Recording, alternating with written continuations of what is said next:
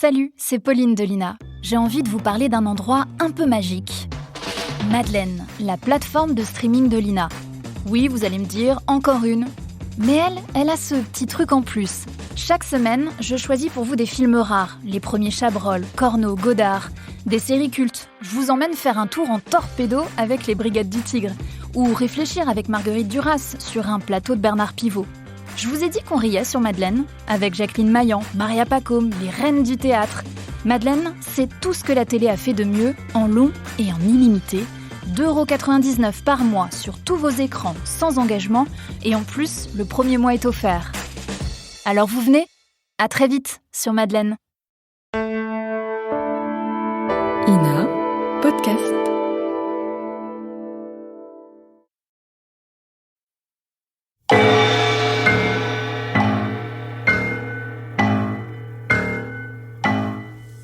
Les maîtres du mystère.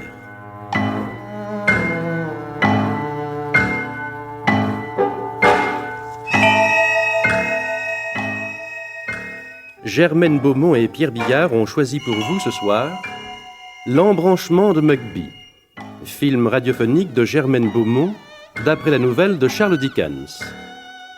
Avec Lucien Nat, Jean-Jacques Aslanian, Maurice Chevitte, Martine Sarcey, Nelly Delmas, Édith Loria, Denise Bosc, Madeleine Lambert et la petite Sylviane Margollet. Bruitage Jean Berriac, prise de son Jean Deloron, collaboration technique Jean Hoffman, assistante Odette Jaudry, réalisation Pierre Billard.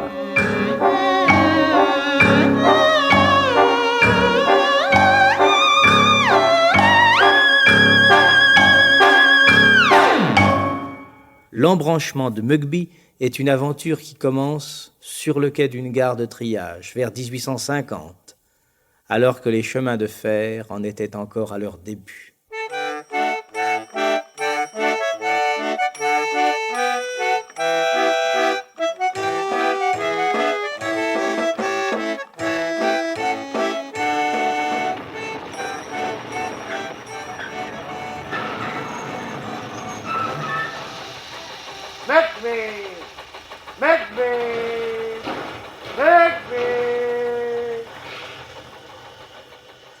Chef de train, quel est cet endroit? L'embranchement de Mugby, monsieur. C'est un endroit bien inventé. Oui, monsieur, la plupart du temps. Et qui n'a pas l'air très engageant. Non, monsieur, il fait généralement cet effet-là. Peut-il toujours? Ça tombe à torrent, monsieur. Ouvrez la portière, je vais descendre. Vous n'avez, monsieur, que 3 minutes d'arrêt. Davantage, je crois, car je ne vais pas plus loin. Je croyais que vous aviez un billet pour le terminus, monsieur. C'est exact, mais pour moi, tous les terminus se ressemblent et je fais le sacrifice du reste. Je désire mes bagages. Si vous voulez bien venir au fourgon et me les montrer, monsieur. Seulement, soyez assez bon pour faire vite. Pas un moment à perdre. Les trains n'attendent pas.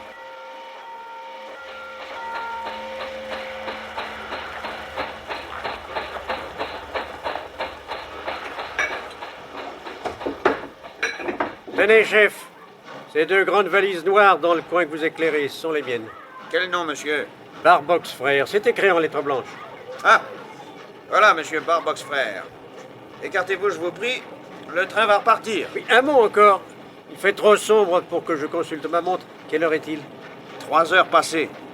Il fait grand vent, monsieur.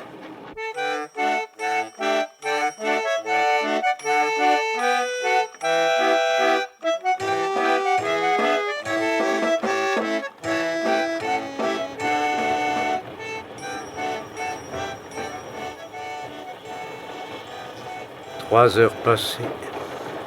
Le vent souffle en tempête et je suis descendu à l'embranchement de Mugby. Je me demande pourquoi. Et par quelle étrange impulsion. Peut-être parce que les embranchements sont à l'image de la vie. Un lieu où se croisent des convois remplis d'incertitude et de souffrance. Où s'en mêlent des rails qui ne semblent aller nulle part. Sur ce quai désert, sous la pluie, c'est ma propre existence que je regarde passer. Un enfant solitaire, un jeune homme enchaîné à un travail rebutant, l'éveil de la passion, le drame et la douleur. Et puis, première étape de ma retraite, l'embranchement de Mugby. C'est à vous, monsieur, ces bagages? Ah, excusez-moi, je pense à autre chose. Oui, les 2 valises noires sont à moi. Vous êtes un porteur? Oh, ça serait le même prix, monsieur, sauf que moi, je suis les lampes. Mais je peux toujours garer vos valises. Excusez-moi, mais je n'ai pas très bien compris. Vous êtes les quoi? Les lampes, monsieur? Enfin, la personne qui entretient les lampes de l'embranchement. Ah, je vois. Alors, vous pourrez peut-être me renseigner. Y a-t-il ici un hôtel, une brasserie? Eh bien, d'un sens, il y aurait bien un buffet, mais c'est plutôt une chance qu'il soit fermé à cette heure-ci. Parce qu'en somme, s'il était ouvert, vous ne me conseilleriez pas d'y aller. Ce n'est pas à moi, fonctionnaire de la compagnie, de vous dire qu'il ne faut pas tâter de ce buffet, monsieur. Mais si je n'étais pas fonctionnaire de la compagnie, c'est plutôt le conseil que je vous donnerais. Je suppose que je trouverai à me loger en ville, car il doit bien y avoir une ville derrière cette gare. Pour sûr, monsieur. Et les porteurs? Ah, pas avant le 3h42, qui vient se ranger ici, vu que c'est un train d'excursion. Et ces trains-là sont toujours rangés dans les gares. Ils attendent que les excursions soient finies. Mais ne restez pas là, vous gelés, monsieur. Venez vous asseoir dans ma petite cabine en attendant les porteurs. Ce n'est pas grand, mais il y a un bon feu.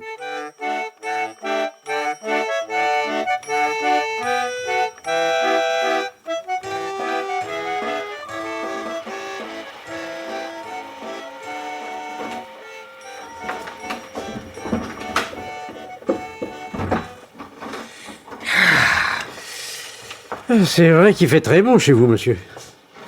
Monsieur Lampe, appelez-moi Lampe comme tout le monde, parce que je suis l'homme des lampes. Je les éteins, je les allume, je les garnis, je les entretiens. Alors, comme je ne m'occupe que des lampes, je suis Lampe. Oh, j'espère que l'odeur de l'huile ne vous incommode pas, monsieur. Beaucoup moins que le froid et la pluie, soyez-en assurés. Eh bien, m'en voilà bien aise. Et comme ça, tout le monde est content. Mais ne restez pas près de la porte. Asseyez-vous sur le banc contre le mur. Attendez, je vais pousser un peu mon pupitre. Je vous l'avais bien dit que c'était pas grand. Hein? Ça n'en est que mieux chauffé. Mais que vois-je sur ce pupitre, tous ces bouts de papier? Seriez-vous par hasard un écrivain, monsieur Lampe? Oh, ça serait beaucoup dire, monsieur. Même si ça y ressemble. Ça y ressemble fort. Et même ces lignes sur les bouts de papier... Seriez-vous un poète, monsieur Lampe? Ça, monsieur, pardonnez-moi, mais je n'en sais rien. Tout ce que je sais, c'est qu'un jour, j'ai commencé à composer des chansonnettes comiques. Mais croyez-moi, il y a quelque chose de plus difficile que d'écrire des chansonnettes comiques. C'est de les chanter. Ah, il n'y a rien de plus dur ni de plus triste que de chanter des chansonnettes comiques à contre-cœur. J'avoue que je ne vous comprends pas, monsieur Lampe. Si vous n'avez pas envie d'écrire, pourquoi écrivez-vous? Et si vous n'avez pas envie de chanter, pourquoi chantez-vous? Mais d'abord, où les chantez-vous, vos chansonnettes? Dans des réunions de camarades, à la fête du pays, au cabaret? Non, monsieur. Au chevet d'un lit. Mais excusez-moi, voilà le train de 3h42 qui entre en gare. Je cours prévenir vos porteurs. C'est l'affaire d'un instant. Au chevet d'un lit? Porteur! Je ne me trompe pas, c'est bien ce qu'il m'a dit. Et pourquoi diantre au chevet d'un lit? Porteur! Par ici! À moins de rentrer ivre et de se chanter des chansonnettes à soi-même. Voilà vos porteurs, monsieur. 2 valises à porter en ville. Conduisez monsieur à l'auberge du Cheval Bleu. C'est bien. Elle est meilleure que l'hôtel où l'on couche dans des draps glacés. Tous mes remerciements, monsieur Lampe. Je suis votre obligé. Bonne nuit à vous, monsieur. Ou plutôt bon matin. Et aussi bon séjour. Quoique les embranchements, ce ne sont jamais des séjours. Des passages, plutôt, comme qui dirait.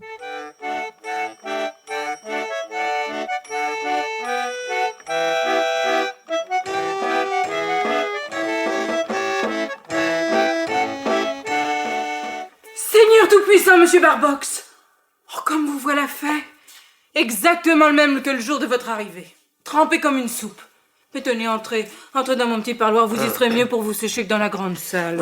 On dirait qu'il pleut souvent à Mugby, Mrs. Collins. Si vous vous mettez ça dans la tête, vous allez nous quitter. Oh, ma chère Madame Collins, attendu qu'il pleut dans toute l'Angleterre, par manière de, disons, de privilège national, avouez que j'aurais mauvaise grâce à considérer Mugby comme une exception.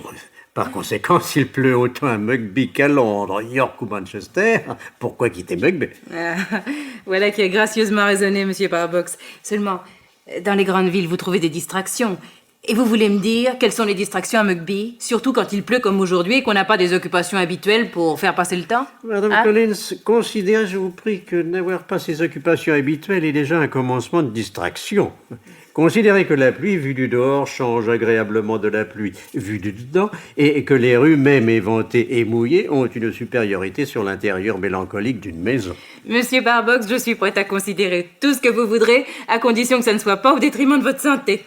Oh, au respect que je vous dois, vous avez l'air d'un mât de navire par gros temps. Vous ruisselez de partout. Ah, tenez, donnez-moi, je vous prie, votre manteau. Oh, mais ma parole. Mais il a doublé de poids avec toute l'eau qui est tombée dessus. Vos galoches. Oh, Elsie va vous chercher vos pantoufles. Elsie. Oh, sauf de n'être jamais là quand on l'appelle. Elsie est une perfection. Tenez, mettez-vous près du feu en attendant. Et dites-moi ce que je vais vous servir. Quelque chose qui vous réchauffe. Un beau taudis. Rien de tel qu'un grog brûlant, croyez-moi. Et vous voudriez que je quitte Mugby quand j'y suis si bien soigné? À Dieu ne plaise. Et toutes ces bénédictions sur vous, Madame Collis. Vous êtes bien bonne. Oh, moi que l'idée. Oh, bon, je me conduis comme une chrétienne, c'est tout. Non, il faut s'aider dans la vie. Dans les petites choses comme dans les grandes. Elsie, ah, te voilà, ma fille. Ben, accroche-moi tout ça, sèche-moi tout ça, et va dire à la cuisine de préparer un taudis pour Monsieur Barbox. Et pour moi, un thé bien noir. Et pour nous deux, une quantité de rôti. Ah, et puis apporte-nous tout ça ici, hein. Si vous me permettez de m'asseoir à votre table, Monsieur Barbox. À la vôtre, voulez-vous dire, Madame Collins? Oh, Monsieur Barbox, dans une auberge qui se respecte, les patrons sont toujours à la table des clients. Oh Dieu, cette pluie, l'entendez-vous? Oui, je l'entends. Et j'entends même des voix dans la pluie. Pas vous, Madame Collins? Ça ne vous arrive jamais? Des voix? Oui. Ah oui, peut-être. La nuit, surtout. C'est une compagnie que la pluie. Elle fait penser aux disparus. Quelquefois, je crois entendre Feu Collins. Oh, c'était un mauvais mari, tout le monde vous le dira. Jaloux, brutal, buveur. Eh ben, on n'a pas idée comme la pluie améliore les défunts. J'ai idée qu'avec la voix des gouttières, il me chuchote « Repose-toi, repose-toi », alors que de son vivant, il trouvait que je n'en faisais jamais assez. Est-ce que vous entendez la voix de votre frère la nuit, Monsieur Barbox? De mon frère? Mais je n'ai pas de frère, Madame Collins. Ah? Oh ben, pardonnez-moi, je croyais... C'est à cause de vos valises noires avec Barbox frère peint dessus en blanc. Madame Collins, je vais tout vous dire. Barbox Frères, c'est le nom d'une firme d'agents de change pour laquelle j'ai travaillé jusqu'à ces dernières semaines. Et oui, d'abord comme petit employé, puis comme homme de confiance, puis comme associé, puis comme patron. Mais une fois arrivé là, j'avoue que le courage m'a manqué. J'ai dissous l'affaire et pris ma retraite. Un peu tôt, peut-être. Mais j'étais là de mon bureau, de ce sombre repère encaissé dans l'angle d'une horrible cour de Lombard Street. Il y a un moment où les murs vous écrasent, vous et vos vieux chagrins. Vive les promenades sous la pluie, Madame Collins. Oh, vous parlez comme quelqu'un qui n'a pas été heureux, monsieur. Jackson, mon nom est Jackson. Enfant naturel, mais reconnu, Madame Collins. J'espère que cet aveu ne vous choque pas. Ce qui me choque, c'est la peine que vous avez pu en avoir. Tenez! Et ben voilà qui va nous changer les idées. Votre grog bien épicé et mon thé bien noir. Et la paix de Dieu sur le monde. Que Dieu vous protège, vous surtout, Madame Collins. Qui protège les orphelins, les perdus en mer et les infirmes. Les infirmes, dites-vous? Mais en connaissez-vous dans cette ville? Ah, bah je connais Phébé. Madame Collins, on vous demande. Ah, bah bon, j'y vais. Excusez-moi de vous laisser, Monsieur Jackson. Elsie, va nous voir si Monsieur Jackson a besoin de toi. Mais oui, Elsie, Jackson est mon nom. Ne me regardez pas d'un air si étonné. Le nom de Barbox sur mes valises et le nom d'un établissement que je dirigeais. Mais, puisque vous êtes une enfant du pays, ce que j'ai cru comprendre, pourriez-vous me donner un renseignement? Ah, si c'est possible, je demande pas mieux, monsieur. Elsie, connaissez-vous Phébé? Si je la connais? Ah, je crois bien. Comme tous les gens du quartier au-dessus de la gare. N'habiterait-elle pas elle-même dans un des cottages au-delà du pont? Au cours de mes promenades, j'ai cru apercevoir une jeune fille couchée sur un lit, tout près de la fenêtre. Ah, c'est Phébé, monsieur. Ah, y a pas à se tromper. Phébé a eu un accident quand elle était toute petite. Oui, elle a le dos cassé. Jamais elle a pu s'asseoir.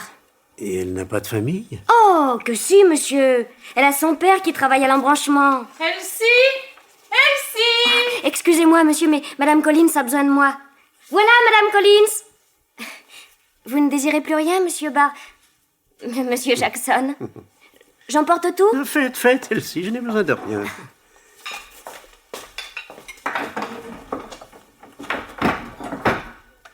Les voix dans la pluie, les visages dans le feu. Depuis combien de temps n'ai-je pas tisonné un feu? Allons, Jackson, puisque tu as dévoilé ta médiocre identité, va effacer le nom de Barbox de tes valises. Et demain, tu iras voir à l'embranchement comment se porte ton ami Lampe.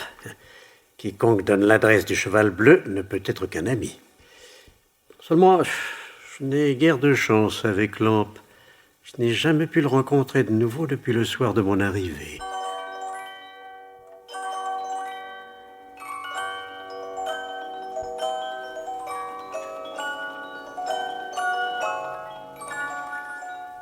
Le monsieur pour nulle part est arrivé par hasard. Il est descendu du train. Il repartira demain. C'est toi, Elsie? Entre. Mademoiselle Phébé, je vous prie de m'excuser. Je viens de la part d'Elsie qui est retenue à l'auberge et qui m'a prié de la remplacer afin de vous demander si vous avez besoin de quelque chose. Je me nomme Jackson. Je suis descendu au Cheval Bleu voici quelques jours déjà. Entrez, monsieur, vous êtes le bienvenu.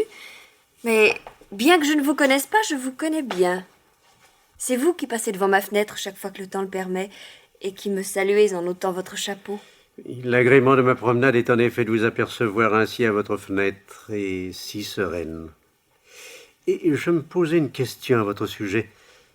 D'après le mouvement de vos mains, il me semblait que vous jouiez de quelque instrument de musique dont le son n'arrivait pas jusqu'à moi. Il est singulier que vous ayez eu cette pensée, monsieur, car il m'arrive bien souvent d'imaginer des airs lorsque je travaille, et je les fredonne en remuant mes fuseaux, car, vous le voyez, je fais de la dentelle sur un coussinet. Vous semblez avoir des connaissances musicales, cependant. Comment le saurais-je? Il me semble pourtant que je pourrais jouer des airs si je disposais d'un instrument.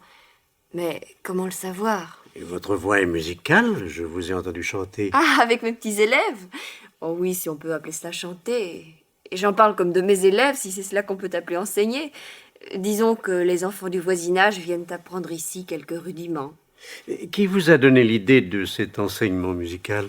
J'ai lu dans un des journaux que m'apporte mon père qu'il existe un système d'enseignement par le chant. Mais je ne suis pas sûre de l'employer comme il faudrait. Je me console en me disant que je suis une fauvette qui fait la classe à des rouges-gorges. Et vous ne vous ennuyez jamais, bien qu'allongé? Peut-être aimerais-je parfois m'asseoir dans mon lit pour voir comment serait le paysage si je pouvais tenir ma tête droite. Mais c'est une idée bien sotte, car ce que je vois est si beau. Et je l'ai pensé moi-même en me promenant par ici. Tous ces fils de voies ferrées, avec leurs bouffées de vapeur qui changent si vite de place. Je pense aux gens qui peuvent vraiment aller où ils veulent pour leurs affaires ou pour leur plaisir. Il y a aussi le grand embranchement. Je ne le vois pas car il est au pied de la colline, mais je l'entends. Je sens tout le temps qu'il est là. Il me semble qu'il me relie en un sens à je ne sais combien d'endroits et de choses que je ne verrai jamais. Vous le voyez, monsieur, je ne suis pas l'invalide que vous pensiez et je me trouve très bien lotie, en vérité.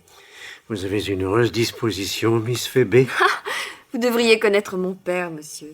C'est lui qui a une heureuse disposition. Mais ne vous éloignez pas, surtout, il me semble entendre son pas dans l'escalier. Vous n'êtes vraiment pas un intrus, croyez-moi. Attendez. Oh, mais c'est le voyageur pour nulle part. Mais c'est Lampe! Est-ce possible? Comment allez-vous, Lampe? Et comment allez-vous vous-même, monsieur Barbox? Me voilà toute surprise, comment vous vous connaissez? J'ai été vous rendre visite, Lampe, une demi-douzaine de fois au moins depuis l'autre nuit, mais sans jamais vous trouver. On me l'a dit, monsieur, on me l'a dit. On a bien remarqué que vous veniez souvent à l'embranchement sans jamais prendre un train. Et c'est pour ça qu'on vous a surnommé le voyageur pour nulle part. Oh, pas d'offense, j'espère. Pas la moindre. C'est là pour moi un nom tout aussi bon qu'un autre. Mais puis-je vous poser une petite question à part? Je devine que vous avez envie de visiter notre maison. Et si Phébé le permet. Allez, allez, je suis bien assurée que vous n'en avez pas pour très longtemps.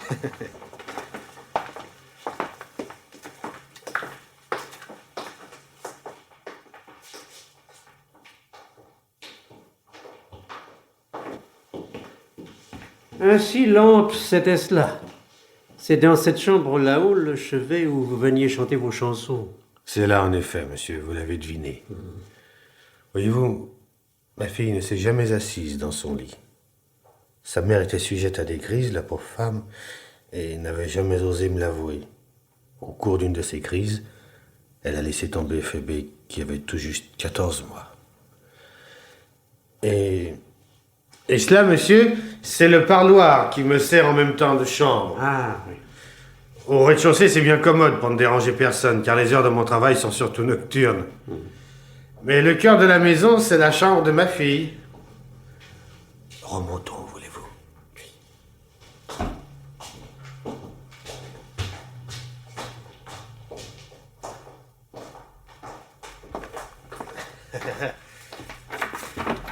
C'est au fait que tu as visité notre palais, Phébé. Mais qu'en y faisant un saut pour te voir, j'y trouve M. Barbox frère, il y a de quoi s'émerveiller. Je m'émerveille tellement qu'il faut que je m'administre...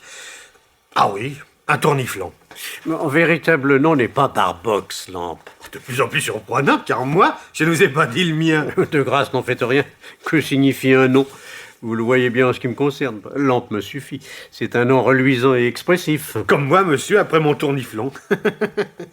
Quand j'ai passé mon mouchoir en boule sur une joue, puis sur l'autre, puis sur mon nez, puis sur mon front, puis sur l'envers de chaque oreille, c'est ça, monsieur, que j'appelle un tourniflon. Il me semble que je prends comme mes lampes un brillant remarquable. Je fais ça quand je me sens particulièrement émoustillé. Ce soir, je le suis. Et pourtant, vous devez être fatigué. Oh oui, mon père travaille très durement, des 14, 15 et 18 heures par jour. Mais vous-même, mademoiselle Phébé, avec votre école et votre dentelle, vous êtes bien occupée aussi. Bah, je fais tout cela avec amour et en chantant, ce n'est pas du travail. Tout est musique pour ma fille, monsieur Barbox. Et pour vous aussi, à ce qu'il semble. Seulement, vous n'entendrez jamais chanter mon père, monsieur. Il ne chante que pour moi. C'est un poète, mon père. Ah, ma chérie, rien que pour avoir entendu ça... Oh, il faut que je m'administre un dernier tourniflon. Excusez-moi, mais... Là, j'oublie rien. Ah. Est-ce que je brille bien, monsieur? Prodigieusement. Alors, ce serait peut-être le moment de retourner au travail. J'étais venu pour t'apporter ces livres et ces journaux, ma chérie. Merci. Voyez-vous, monsieur Barbox, c'est comme ça que les choses se passent. Tantôt, le chef de train me dit « Tiens, te voilà, Lampe, j'ai mis le journal de côté pour ta fille. Comment va-t-elle » Ou bien c'est le postier qui m'appelle « Ouais, Lampe, attrape, voilà 2 bouquins pour ta fille. Est-elle toujours au même point ?» Comprenez? Et c'est ça qui me fait doublement plaisir. Il pense à elle. Tout le monde pense à Phébé. Il n'y a pas une personne du voisinage qui ne vienne se confier à Phébé. Pour un chagrin ou pour une joie. Au revoir. Au revoir, ma chérie. Au revoir, mademoiselle Phébé. Si vous me permettez de venir au cours d'une de mes promenades. Tant qu'il vous plaira, monsieur. Au revoir, Phébé. Au revoir. Pauvre monsieur Jackson. Je le sens si triste, si seul. Sans doute a-t-il un secret. Mais comment faire pour l'aider ?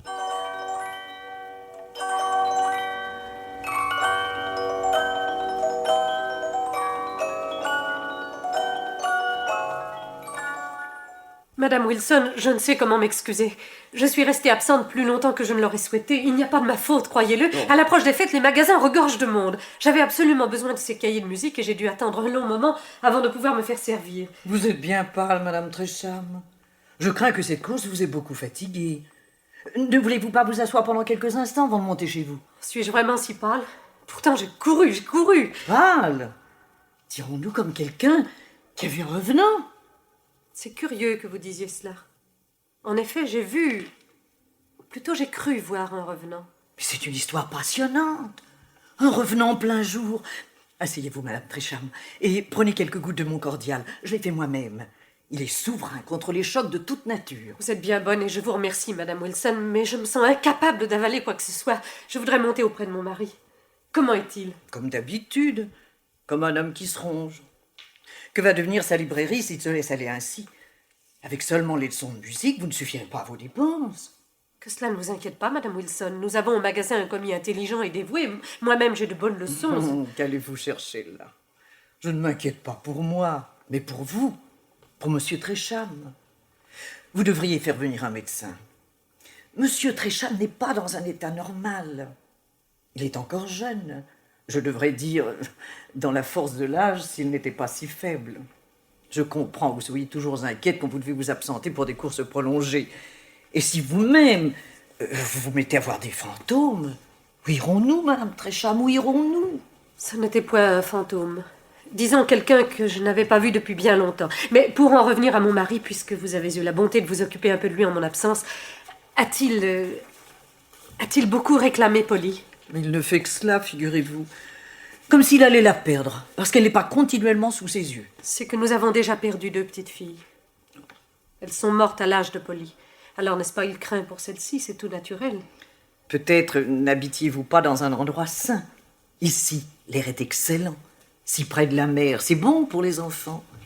La petite librairie de votre mari se trouve dans un endroit très sain. Et vous ne donnez vos leçons de musique que dans de très beaux quartiers.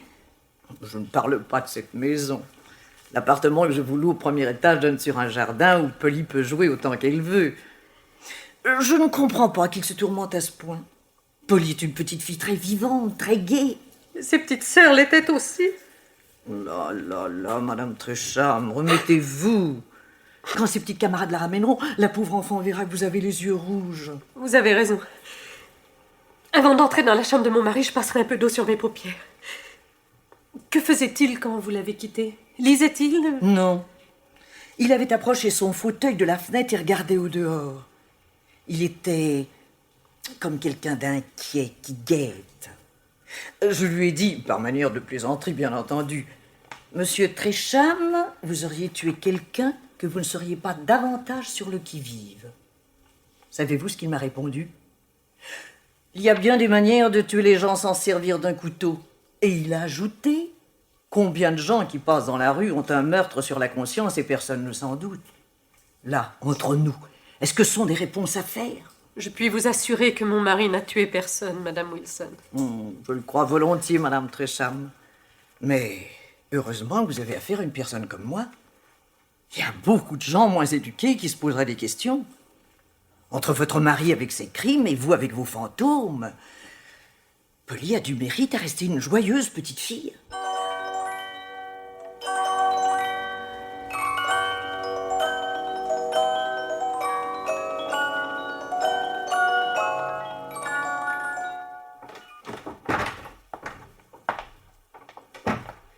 Eh bien, Phébé, me voilà de retour. Comment allez-vous, chère Phébé? J'espère que vous n'avez pas cru que je vous oubliais. Et pourquoi aurais-je cru cela? Je m'étais mis en tête que vous ne me feriez pas confiance. Ne pas vous faire confiance? S'est-on tant défié de vous? Je crois que je pourrais répondre oui, mais peut-être me suis-je montré défiant, moi aussi. Peu importe pour le moment. Nous avions parlé de l'embranchement la dernière fois que je vous ai vu. J'y ai passé depuis de longues heures. Deviendriez-vous maintenant un voyageur pour quelque part, Monsieur Jackson? Pour quelque part, certainement. Pour où?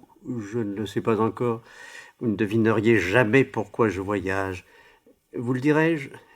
Je voyage pour fuir mon anniversaire. Voilà qui est étrange. N'est-ce pas? Je suis à moi-même un livre incompréhensible dont les premiers chapitres ont été arrachés et jetés. Mon enfance n'eut pas le charme de la jeunesse, alors qu'attendre d'un livre dont le commencement est égaré? Sans doute ne m'étais-je pas trompé en pensant que vous aviez eu un grand chagrin. Oui.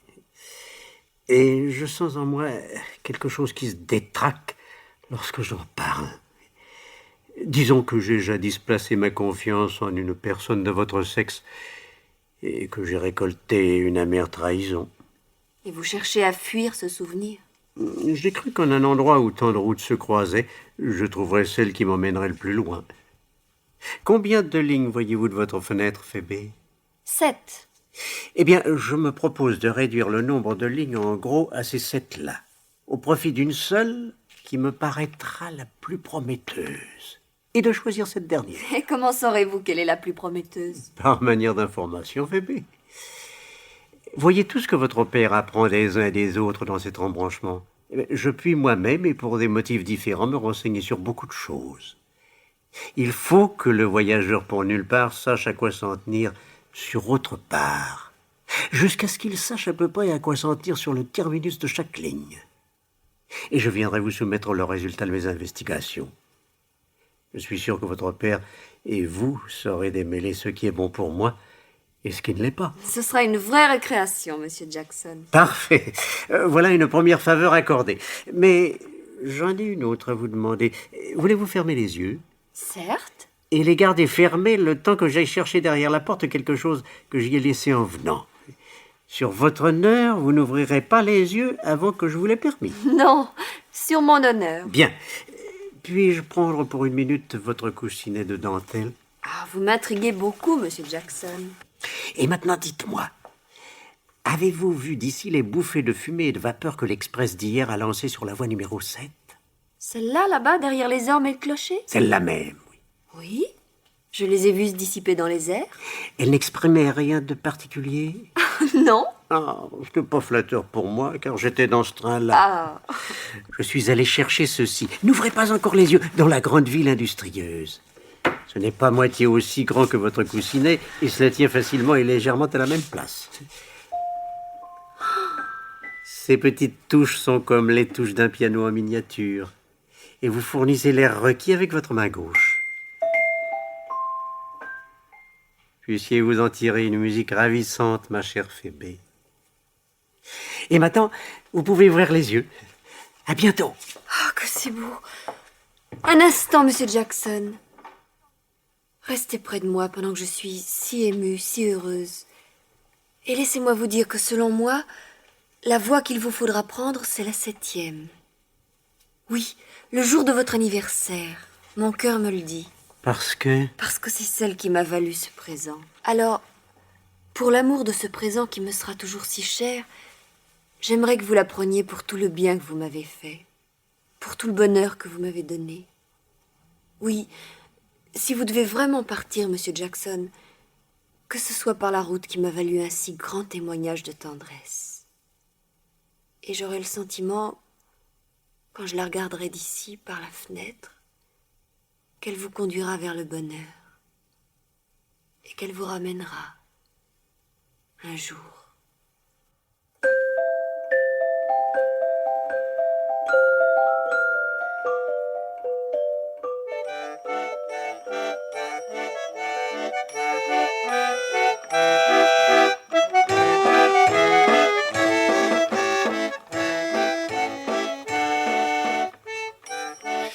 Voyons si j'ai bien fait ma liste de cadeaux. Il ne s'agit pas d'oublier quelque chose. Un beau châle des Indes pour Madame Collins, des rubans pour Elsie, du grand mouchoir pour les tourniflons de lampe, pour Phébé une couverture de laine blanche, de la musique et des livres. Allons, en route mon ami.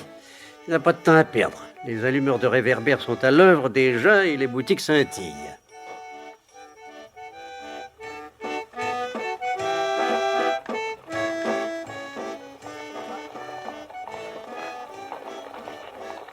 S'il vous plaît, monsieur, je suis perdue. Hein? Quoi? Comment? Mais c'est une petite fille. Je crois que je suis vraiment perdue, monsieur. C'est pas possible. Si, monsieur, si. Où habitez-vous, mon enfant? Je ne sais pas où j'habite, monsieur, je suis perdue. Comment vous appelez-vous? Polly. Et quel est votre autre nom? Turlitz. Comment dites-vous, Trivitz? Non, monsieur, ce n'est pas du tout ça. Dites-le encore une fois, petite fille. Graden. Ah, cette fois j'y suis, c'est pas Dance. Oh non, monsieur, pas du tout. Bon, essayons encore une fois, ma mignonne. Est-ce que par hasard, ce ne serait pas Tapis Tarver? Oh non, monsieur, ce n'est pas ça. Mon Dieu, je crois bien que dans ce cas, il va falloir y renoncer. Mais je suis perdue, monsieur. Vous allez prendre bien soin de moi, n'est-ce pas? Perdu, mais c'est moi qui le suis perdu. Que faire? Et vous, où habitez-vous? Par là, oui, dans cette direction. Est-ce que nous ne ferions pas mieux d'y aller? Ma foi, ça me paraît être le meilleur parti à prendre. Tenez bien ma main surtout, il ne s'agit pas de vous perdre une seconde fois. Hein. Nous allons dîner en arrivant, je suppose. Oui, bien sûr, je pense en effet que nous pourrions dîner. Aimez-vous dîner? Maintenant que vous m'y faites penser, je crois, oui, je crois que je l'aime. Moi, j'aime beaucoup dîner. Avez-vous des frères et des sœurs? Ah non, non, je regrette. Et vous? J'avais 2 petites sœurs, mais elles sont mortes. Oh, je suis désolé. Moi de même. Seulement, je ne les ai pas beaucoup connues. Qu'est-ce que vous allez faire pour m'amuser après dîner? Sur mon âme, Polly, vous me voyez tout décontenancé, je n'en ai pas la moindre idée. Ça ne fait rien parce que je vais vous le dire. Avez-vous des cartes chez vous? Ah, des quantités. Enfin, peut-être que je me vante un petit peu. Très bien. Alors je construirai des châteaux et vous me regarderez. Mais il ne faudra pas souffler, vous savez, et pas même respirer. Et là, comme demandez-vous, ne pas souffler, ne pas respirer. Mais je vais devenir tout bleu, moi. Vous êtes un drôle d'homme, vous savez. Et les histoires? Est-ce que vous savez des histoires? Non, Polly. En somme, vous êtes joliment ignorant. Je le reconnais. Aimeriez-vous que je vous apprenne une histoire? Mais il faudra vous la rappeler, vous savez, pour pouvoir la raconter à quelqu'un d'autre. Bien sûr, Polly. Mais voici mon hôtel. Je crois qu'il va falloir que je m'occupe sérieusement de vous pour qu'on vous retrouve. N'oubliez pas que vous êtes perdu. Mais d'abord, je veux dîner. Très bien, nous allons dîner. J'espère que vous n'avez pas d'objection à un cabinet particulier.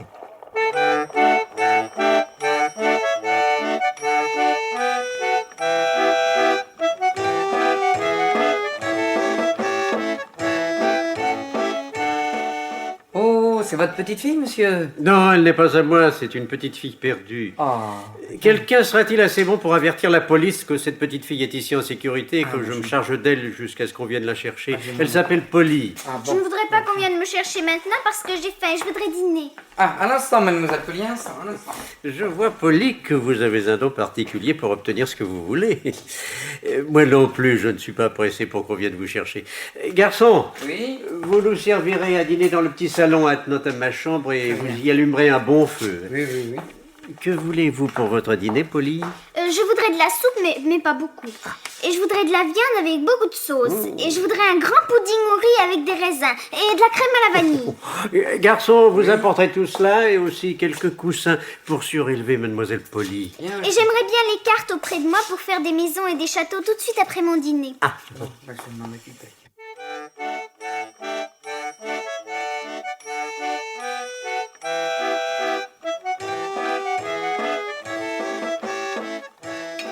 Attention, Polly, si vous vous balancez en arrière, vous allez tomber dans le feu.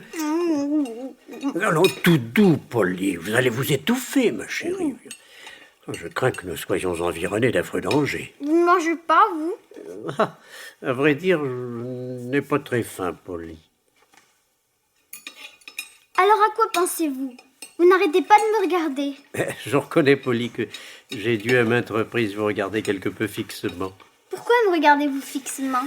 À la vérité, je ne saurais dire pourquoi. Non, je ne sais vraiment pas pourquoi, Polly.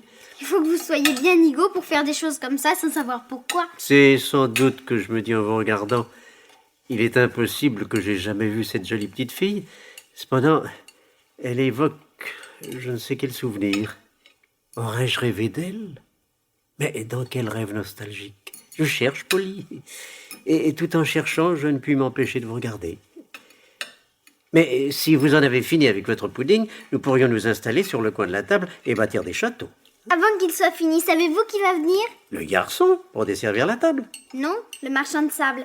Parce que je crois que j'ai sommeil. Qu'allons-nous faire si vous avez sommeil? Personne n'est venu encore vous chercher. Alors c'est peut-être qu'on ne viendra pas me chercher ce soir.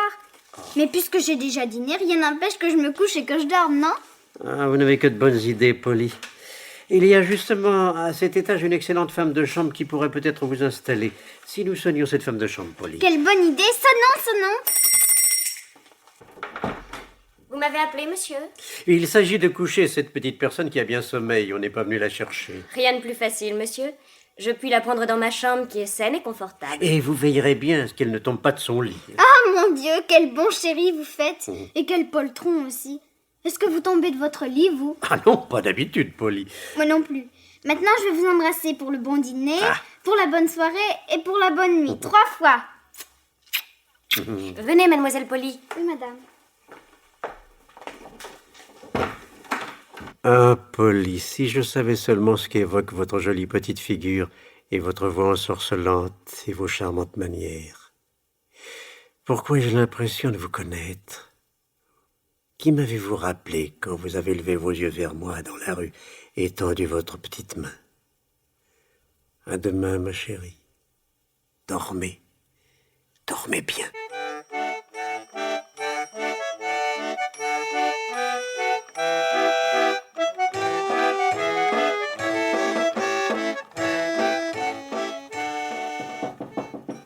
Entrez. Monsieur Jackson? Vous? Monsieur Jackson, ne soyez pas sévère pour moi. Donnez-moi une parole d'encouragement, je vous en supplie, ne serait-ce qu'à cause de ma petite fille. Vous êtes la mère de Polly? Oui. C'est donc cela. Cette impression fugitive du déjà-vu. Cette ressemblance presque effacée. Vous ne m'auriez pas reconnu. L'image que j'ai gardée de vous était à l'abri des atteintes du temps.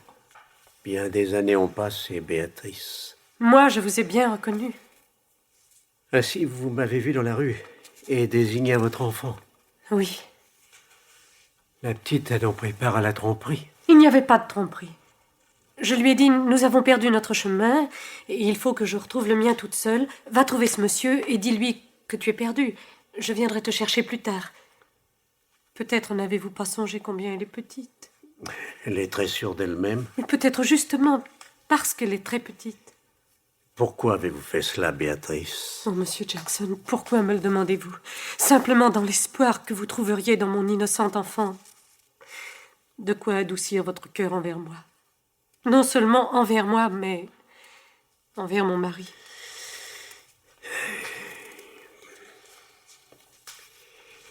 Je croyais que vous aviez émigré en Amérique.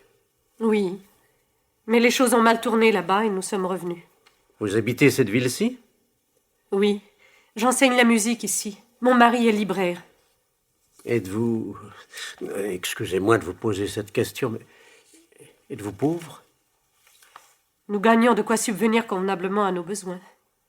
Non, notre détresse ne vient pas de là. Mon mari est très très malade. Il est atteint d'un mal chronique dont il ne guérira probablement jamais. Et... Non. Vous interrompez. Si c'est faute du mot d'encouragement dont vous parliez tout à l'heure, recevez-le de moi. Je ne puis oublier le vieux temps, Béatrice.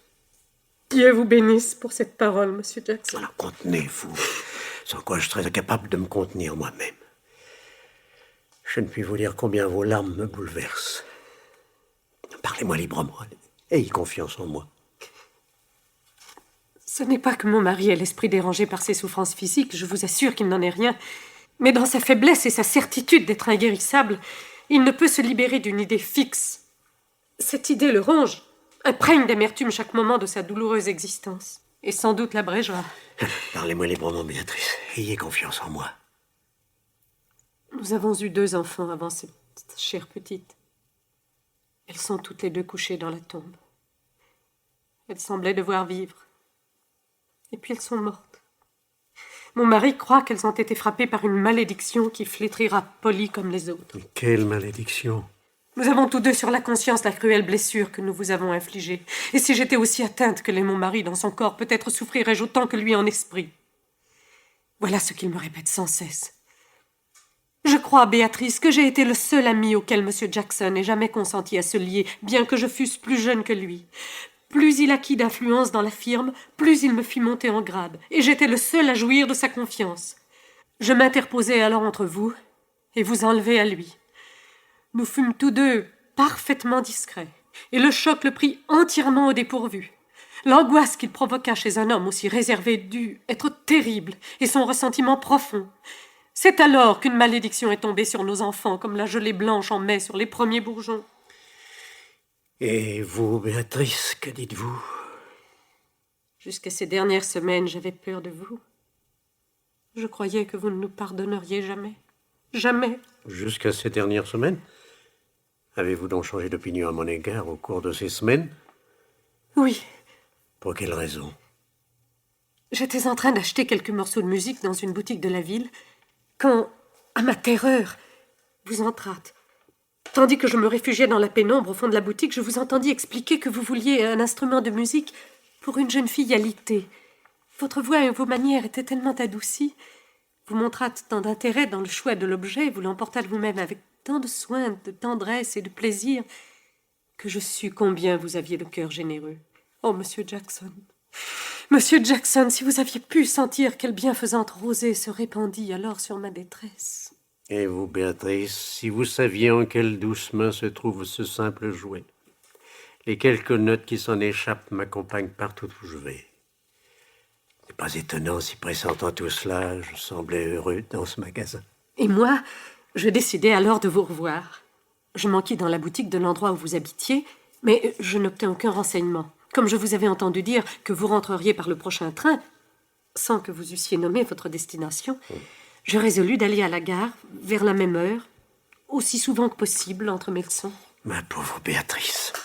J'y suis allée très souvent, mais je ne vous ai revu qu'aujourd'hui. Vous méditiez tout en marchant dans la rue, mais la calme expression de votre visage me donna le cœur de vous envoyer mon enfant. Et quand je vous vis pencher la tête vers elle, je priai Dieu qu'il voulût bien me pardonner d'avoir courbé sous le chagrin cette même tête. Ne pleurez pas, Béatrice, tout cela est le passé. Oh non, non, à présent je comprends bien des choses.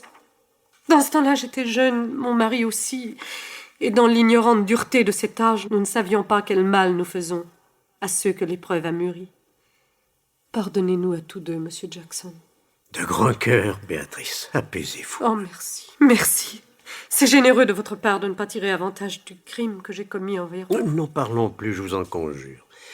Dites-moi plutôt si vous pensez que Polly s'est endormie. Oui, comme j'attendais pour frapper à votre porte, je l'ai aperçue qui montait l'escalier avec une femme de chambre, et je l'ai mise au lit moi-même. Laissez-la moi demain encore, Béatrice, et inscrivez votre adresse sur cette feuille d'agenda. Demain soir, je vous la ramènerai à vous et à son père. Oh, merci, merci.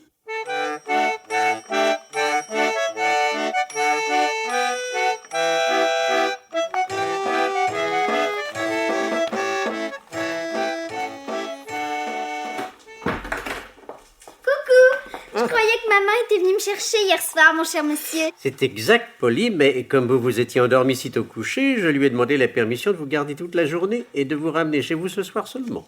Ma parole, vous avez un fier toupet, mais je suppose qu'il faut tout de même que je vous embrasse, bien que vous ayez un fier toupet. Et maintenant, à table, j'ai encore faim. Voilà du porridge, des œufs frais et des rôtis et du lait, Polly. Oh, c'est parfait. Et naturellement, vous allez m'amuser. Ça va de soi. Et qu'est-ce que nous allons faire? Dites-le-moi. Eh bien, je songeais... Mais d'abord, aimez-vous les chevaux, Polly? Les poneys, oui. Surtout quand ils ont de longues queues. Les chevaux, je les trouve un peu bien grands tout de même. Oui. Eh bien, approchez-vous que je vous dise quelque chose à l'oreille. J'ai vu hier sur les murs, Polly, le portrait de 2 poneys à longue queue et tout pommelés. Non, non, pas possible. Tout pommelés? Si, tout pommelés et qui sautaient à travers des cerceaux. Non, non, ils ne sautent pas à travers des cerceaux. Mais si, je vous assure que si. Et ils mangent même des pâtés dans un tablier. Des poneys qui mangent des pâtés dans un tablier. Ça, c'est des craques. Mais non, sur mon honneur. Et ils tirent le canon. Ah. Et je pense que si nous allions, vous et moi, au cirque où je trouve les poneys, cela ferait du bien à notre constitution. Est-ce que ça signifie qu'on s'amuserait? Quel long mot vous dites? Oui, cela signifie qu'on s'amuserait énormément. En plus des poneys, on verrait des tas de choses merveilleuses, des éléphants, des lions, des tigres. Bien attachés au moins. Et personne n'a peur que les poneys tirent sur quelqu'un? Ils sont trop bien élevés. Et peut-être qu'après le cirque, nous pourrions faire un tour dans le magasin de jouets pour voir si nous ne trouverions pas par hasard une poupée. Pas habillée? Non, non, pas habillée. Justement, si, tout habillé, avec une maison et tout ce qu'il faut pour le ménage. Quel chéri vous êtes. Venez que je vous embrasse. Ou bien c'est moi qui vais vous embrasser. Mais tout cela va être très lourd à porter. Oh, je veux que ce soit très lourd. Je veux que vous soyez très lourde de joie, de tendresse, de bonheur et de pardon, Polly, quand j'irai vous déposer moi-même ce soir dans les bras de votre papa. Alors papa guérira. Oui, Polly. Comme il n'aura plus de crainte, il guérira. Car si les malédictions réelles ou imaginaires font beaucoup de mal, il n'y a pas de meilleur remède que les bénédictions.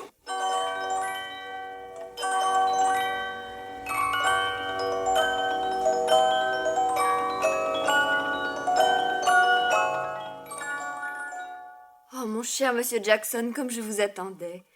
Le temps m'a paru long en votre absence, et je suis sûre que vous avez beaucoup de choses à me raconter. Mais mettez-vous bien en face de moi. Me trompais-je? Vous paraissez si heureux. Je suis heureux, en effet, Phébé.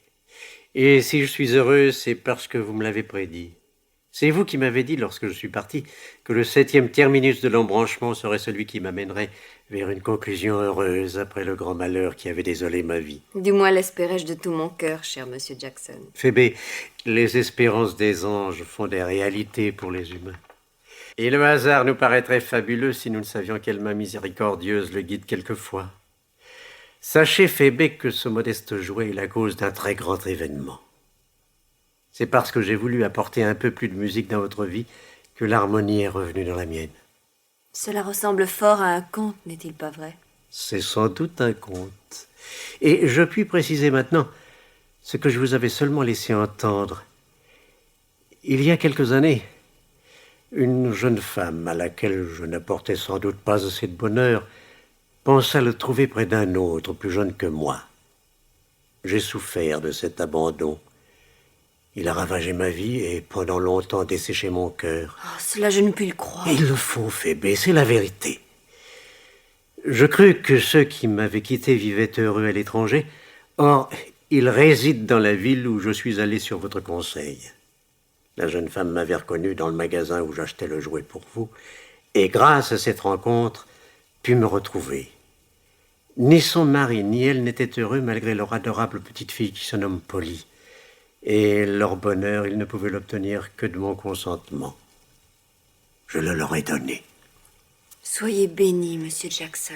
Je le suis, puisqu'au lieu d'être seul, j'ai en quelque sorte retrouvé une famille.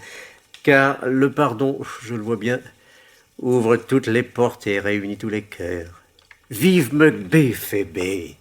C'est vraiment l'endroit le plus fou de la terre. Les employés de la compagnie y écrivent des chansons et leurs filles sont des anges musiciens. Pourtant, d'après ce que vous venez de me dire, vous allez nous quitter? Jamais plus, au contraire. Il y a une maison à vendre sur la colline tout près d'ici et je vais l'acheter, Phébé. Ce sera un habitat commode pour venir vous voir, chère Phébé.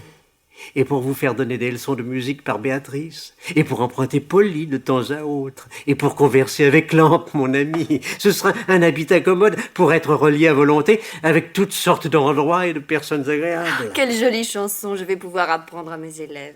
Vous en ferez une, Phébé, pour l'avenir.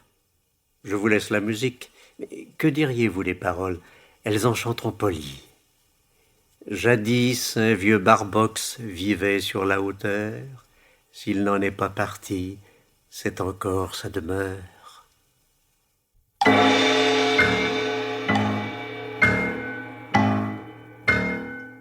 Les maîtres du mystère.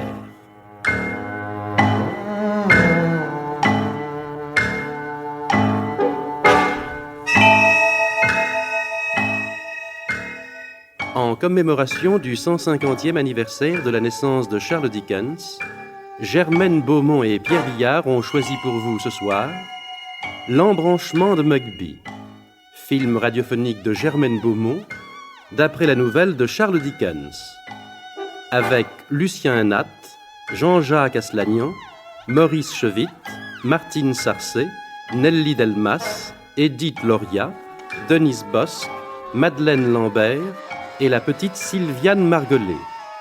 Bruitage Jean Berriac, prise de son Jean Delaurent, collaboration technique Jean Hoffman, assistante Odette Jaudry, réalisation Pierre Billard.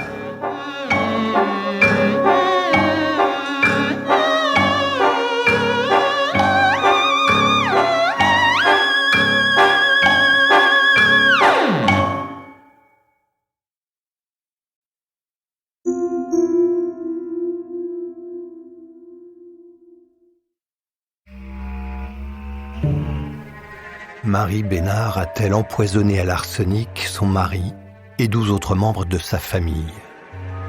Voilà ce que vont tenter d'éclaircir avocats, enquêteurs, jurés, experts et contre-experts au cours d'une affaire qui passionne la France de 1952 à 1961.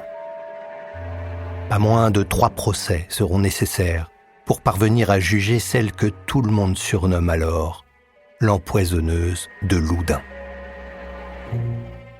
À travers les chroniques judiciaires de Frédéric Potcher, la star de la profession à l'époque, le podcast Les Archives du crime vous fera éprouver, à votre tour, les tourments de la justice dans l'une des plus fameuses énigmes d'empoisonnement du XXe siècle.